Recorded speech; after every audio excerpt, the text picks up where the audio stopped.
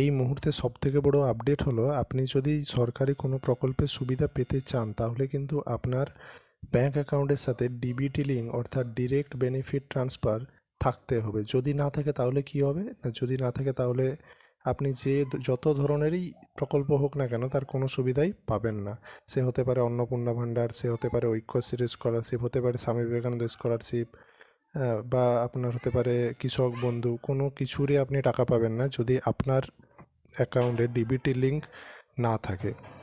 তাহলে আজকের আমরা ভিডিওতে দেখব যে ডিবিটি লিঙ্ক কেন বাধ্যতামূলক করা হয়েছে, তার নোটিশ কী দেওয়া হয়েছে, এবং তার সাথে সাথে এটাও দেখব যে ডিবিটি লিঙ্ক কীভাবে করাতে হয়। তো এই হচ্ছে আমাদের পশ্চিমবঙ্গ সরকারের অফিসিয়াল নোটিশ। সেখানে আপনারা দেখতেই পাচ্ছেন তারিখটি 19 মে এই তারিখটি এই নোটিশটি পাবলিশ করা হয়, এবং সেখানে স্পষ্টভাবেই বলা হয়, স্পষ্টভাবে একটা কথা বলা হয়েছে। এই জায়গাতে আপনারা দেখুন, একটু জুম করে, আপনারা একটু মোবাইলে জুম করুন, এই জায়গাতে দেখুন সেখানে বলা হয়েছে ডিবিটি অর্থাৎ ডিরেক্ট বেনিফিট ট্রান্সফার। আপনার আধার কার্ডের সাথে যেন ডিবিটি লিঙ্ক থাকে। যদি লিঙ্ক না থাকে তাহলে কী হবে, তাহলে কিন্তু সরকার আপনার অ্যাকাউন্টে টাকা ট্রান্সফার করতে পারবে না, কাজে আপনি প্রকল্প থেকে বাদ হয়ে যাবেন।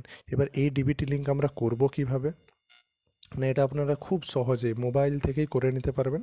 তো সবার আগে আপনাদের যা করতে হবে সেটা হলো আপনাদের মোবাইল ফোনে ক্রোম ব্রাউজারটা ওপেন করতে হবে। এবার ক্রোম ব্রাউজারটা আপনারা ওপেন করে নেবেন। ওপেন করার পর কি করতে হবে না, আপনি ক্রোম ব্রাউজার ওপেন করবেন, তারপর আপনাকে সার্চ বাটনে গিয়ে লিখতে হবে এনপিসিআই অর্থাৎ national payment corporation of India.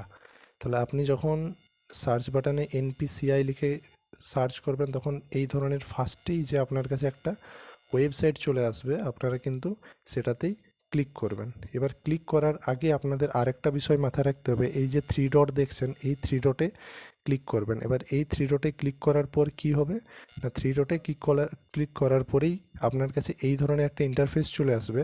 এই জায়গায় আপনি দেখবেন ডেস্কটপ সাইটে ক্লিক করবেন, এবং তারপরে আপনার মোবাইল ফোনটা ডেস্কটপ মোডে অ্যাক্টিভ হয়ে যাবে, এবং তারপর আপনি এটা এনপিসিআই সার্চ করে তার অফিসিয়াল পেজে ক্লিক করে সেখানে চলে যাবেন। ব্যাস হয়ে গেল, আপনি সেখানে চলে গেলেন। এরপরে কি হলো, এরপরে চলে যাবার পর আপনার কাছে এই ধরনের একটা ইন্টারফেস আসবে। এখানে দেখুন অ্যাবাউট এনপিসিআই লেখা আছে, কাস্টমার লেখা আছে, বিজনেস লেখা আছে, এবং স্ট্যাটিস্টিক্স লেখা আছে। আপনাকে যেটা করতে হবে, আপনাকে এই কাস্টমারের যে তীর চিহ্নটা লেখা আছে, এই তীর চিহ্ন দেখতে পাচ্ছেন, এই তীর চিহ্নতে ক্লিক করতে হবে। তীর চিহ্নতে ক্লিক করার পরে আপনার কাছে আবার অনেকগুলো অপশন ওপেন হয়ে যাবে। এই অপশনের মধ্যে আপনাকে ভারত আধার সিডিং এনেবেলার